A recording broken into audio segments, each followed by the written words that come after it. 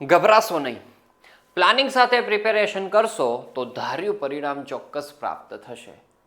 અને તમે તો કહેશો સાહેબ અમે તો સેમ સેવનના વિદ્યાર્થીઓ છીએ, ગભરાઈ બીજો અમે તો ગાભા કાઢી નાખીએ.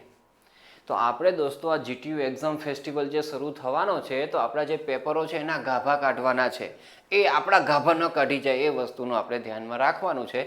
એના માટે દોસ્તો પ્લાનિંગ સાથે પ્રિપેરેશન કરશું તો ખૂબ સારી તૈયારી થશે. અને તમારા માટે તો દોસ્તો આ રિટન એક્ઝામનો છેલ્લો અવસર છે, ગ્રાન્ડ ફિનાલે છે. તો ખૂબ સારી રીતે દોસ્તો અંત ભલા તો સબ ભલા એ ન્યાય આ છેલ્લી એક્ઝામ ખૂબ સારી રીતે જાય એની આપણે ધ્યાન અને તકેદારી રાખવાની છે. તો ચાલો દોસ્તો એક્ઝામ શેડ્યુલ ઉપર ફોકસ કરીએ. તો 13 તારીખે દોસ્તો ઇલેક્ટિવ સબ્જેક્ટનું કામકાજ છે. એના પછી દોસ્તો 1, 2, 3, 4, 5 અને 6 દિવસની છૂટી અને પછી આ ઇલેક્ટિવ સબ્જેક્ટો છે. એના પછી 1, 2, 3 દિવસની છૂટી અને આ તો કમ્પલસરી સબ્જેક્ટ છે CEM. 1 દિવસની છૂટી અને ત્રીજો ટ્રિપલ EC દોસ્તો કમ્પલસરી સબ્જેક્ટ. 1 દિવસની છૂટીને આ ઇલેક્ટિવ, પછી 1-2 દિવસની છૂટીને આ ઇલેક્ટિવ છે. ઓકે, આ રીતનું આપણું શેડ્યુલ દોસ્તો છે. સારું શેડ્યુલ છે દોસ્તો, આરામથી તમે તૈયારી કરી શકશો. આપણે જે ધ્યાન રાખવાનું છે ને દોસ્તો એ ટ્રિપલ ECનું ઇન્ફ્રાસ્ટ્રક્ચરનું વિશેષ ધ્યાન રાખવાનું છે. કારણ કે એમાં આપણને એક દિવસની જ છૂટી મળે છે. આ ઇરિગેશનને તો જરાય ધ્યાનમાં નહીં રાખો. એ રેટ્રો કે DSS જે હોય તમારો આખો અહીંયા સબ્જેક્ટ પ્રિપેર થઈ જશે. પહેલો તો મસ્ત થઈ જ જતો હોય છે. રેલવે DHS દોસ્તો એને 2 દિવસની છૂટી મળે છે, એ પણ સારી બાબત છે. રેલવે એરપોર્ટ તો બહુ મોટો છે દોસ્તો. તમને એમ થશે રેલવે કે વિમાનની અંદર જર્ની કરી છે પૂરી જ નથી થતી, ડેસ્ટિનેશન સાલું આવતું જ નથી, સિલેબસ પૂરો જ નથી થતો, એવો અનુભવ તમને બધાને થશે જેમને રેલવે એરપોર્ટ છે. બરાબર, ચાલો તો હવે દોસ્તો આનું પ્લાનિંગ કેવી રીતે કરવું જોઈએ હું થોડીક વાત કરું. આમ તો તમે સેમ 7ના વિદ્યાર્થીઓ છો, તો હું અત્યાર સુધી સેમ 7ના વિદ્યાર્થીઓને કોઈ આવું પ્લાનિંગ નથી આપતો હતો. કારણ કે એ બધા વિદ્યાર્થીઓ બહુ મોટા થઈ ગયા હોય છે, લગ્ન કરવા જેવડા થઈ ગયા હોય છે. હા, માર્કેટમાં તમે મૂકો તો હમણાં મૂર્તિઓ વેચાઈ જાય. ઇટ મીન્સ કે લગ્ન માટે એનો સોદો થઈ જાય, હસ્તમેળાપ માટેનો બીજો હાથ મળી જાય તમને. એટલે બહુ મોટા થઈ ગયા છો, પણ તેમ છતાં એક દિશા સૂચન કરું છું, એક સેમ્પલ બતાવું છું કે આવું કંઈક પ્લાનિંગ તમે કરી શકો ને આમાં તમે તમારા હિસાબે પ્લસ માઇનસ પણ કરી શકો. બરાબર, ફર્સ્ટ ટાઈમ દોસ્તો સેમ 7ના વિદ્યાર્થીઓ માટે છે, તો જરાક તમે આમ તો ક્ષમા કરું છું કારણ કે મોટા વિદ્યાર્થીઓ છો, ન દેવું જોઈએ મારે ટાઈમ ટેબલ, પણ છેલ્લી જીટીયુ એક્ઝામ સારી જાય એના માટે આપણે કરીએ કામકાજ. તો આ નંબર લખેલા છે દોસ્તો, એક નંબર એટલે તમારે શું સમજવાનું દોસ્તો, તો એ 1 તારીખે જે પરીક્ષા છે ને એ સમજવાનું. તો આ સબ્જેક્ટને છે ને પહેલાં જ ઉપાડી લ્યો. અને હું આ 27 ઓક્ટોબરથી આપું છું કામકાજ તમને, એટલે કે લાભ પાંચમ પછીનો દિવસ છે. વ્યવહારમાં જનરલી એવું છે ને લાભ પાંચમ સુધી બધાને છૂટી હોય, દિવાળી નવા વર્ષ સુધીનું કામકાજ બધું લાભ પાંચમ સુધી ગણાય. એના પછી દોસ્તો બધા કામે ચડતા હોય. તો તમે પણ દોસ્તો લાભ પાંચમ સુધી બધું મસ્ત સેલિબ્રેટ કરી લો. જેટલા ફટાકડા ફોડવા એ ફોડી લ્યો, નવા કપડાં પહેરવા એ પહેરી લ્યો, ફરવા જવું હોય ત્યાં ફરી આવો, નવા મિત્રો સગા સંબંધીને મળવું એટલું મળી લ્યો, ને મીઠાઈ ખાવી એટલે ખાઈ લ્યો. અહીંયા દોસ્તો 27 તારીખ શરૂ થાય એટલે યુદ્ધનો સૂટ પહેરી લેજો જબરજસ્ત, અને યુદ્ધ કરવા માટે આપણે જવાનું છે. એ ધોરણે દોસ્તો આપણે પ્રિપેરેશનમાં લાગી જવું છે. એ વસ્તુ કરજો. વચ્ચે લગ્ન સિઝન પણ આવશે દોસ્તો, એટલે બધું મેનેજ કરવું પડશે, ધ્યાન રાખજો. બરાબર, તો 27 તારીખે પહેલો શબ્દ લખેલો છે, એટલે આ વસ્તુ તમારે તૈયાર કરી દેવાની છે. રેલવે જે તમારે સબ્જેક્ટ હોય તે દોસ્તો 1 તારીખે. પછી અહીંયા 28 દોસ્તો લખેલું છે, એટલે 28 તારીખે તમારો જે સબ્જેક્ટ છે એને મેં સેટ કરેલો છે.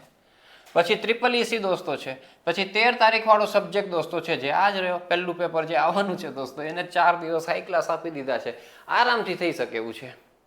આપણા ક્લાસ અવેલેબલ છે. DPCS સબ્જેક્ટ છે ને એકદમ ન્યુમેરિકલ વાળો સબ્જેક્ટ છે, ન્યુમેરિકલ સમજવા પડે એમ છે, તો ક્લાસ અવેલેબલ છે, એનો તમે લાભ લઈ શકો. બાકી પોર્ટ અને હાર્બર સિમ્પલ જ છે. અને બાકીના જો આ સબ્જેક્ટ આપણે નથી કરાવતા દોસ્તો, આમાં નીચેવાળો આ નથી કરાવતા આપણે, આ નથી કરાવ્યો આપણે, આ નથી કરાવ્યા, એ ધ્યાનમાં રાખજો. બાકીના જે છે દોસ્તો એનું બધું કન્ટેન્ટ મળશે તમને. એના પછી દોસ્તો CEM ને 1 દિવસ આપી દો. ઘણા બધા દિવસો તમારી પાસે અવેલેબલ છે અહીંયા.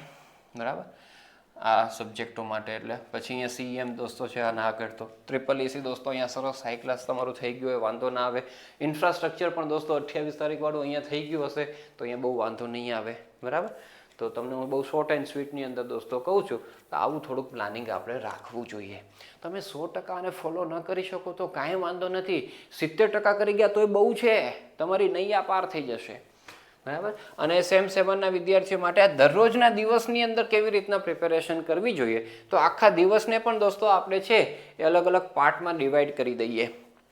આપણે નાના હતા ત્યારે સર્વે ભણ્યા હતા અને સર્વેની અંદર પ્રિન્સિપલ ભણ્યા હતા to work from whole to the part. બહુ મોટા ભાગની અંદર કામકાજ કરવાનું હોય તો એને નાના નાના પાર્ટ્સની અંદર ડિવાઈડ કરી નાખો અને નાના નાના પાર્ટ્સની અંદર કામ કરો તો મોટું કામ ક્યારે થઈ જશે ખબર નહીં પડે. એવી જ રીતે દોસ્તો કરવાનું હોય અહીંયા. બરાબર. તો આખા દિવસને નાના નાના પાર્ટ્સમાં ડિવાઈડ કરી દઈએ દોસ્તો. તો હું એમ ધારું છું કે સવારે 8 વાગે દોસ્તો તમે પરવારી મોર્નિંગ રૂટીનમાંથી ફ્રી થઈ અને વાંચવા માટે બેસી જાઓ. તો સવારે એક મસ્ત 1.5 કલાકનું સેશન પાવરફુલ દોસ્તો આપી દેવાનું. હવે આ બધા સેશનો દરમિયાન તમારો મોબાઈલ જો તમે સ્ટડી માટે ઉપયોગમાં લેતા હો તો જ દોસ્તો સાથે હોવો જોઈએ. બાકી મનોરંજન પર્પઝ માટે લેતા હો તો એને તિલાંજલિ આપી દેજો. તમારું ઇન્સ્ટાગ્રામ જોવાનું હોય, યુટ્યુબ જોવાનું હોય કે પછી સ્નેપચેટડા કરવાના હોય, એ બધું ઘા કરી દેજો ભાઈઓ. અત્યારે ફાલતુ વસ્તુ છે, નહીં તો એ તમને ફાલતુ કરી નાખશે આની અંદર અને ડિગ્રી 1 વર્ષ પછી આખી મળશે, યાદ રાખજો. તો આ વસ્તુ છે. મસ્ત આપી દો. 9:30 થી 10 ગેપ લઈ લો, અડધી કલાક. એમાં મસ્ત મોબાઈલ સાથે લ્યો, એનર્જેટિક સોંગ સાંભળો દોસ્તો, મજા આવી હશે. થોડુંક વોક કરી લ્યો, પાણી પીઓ ખૂબ સારું.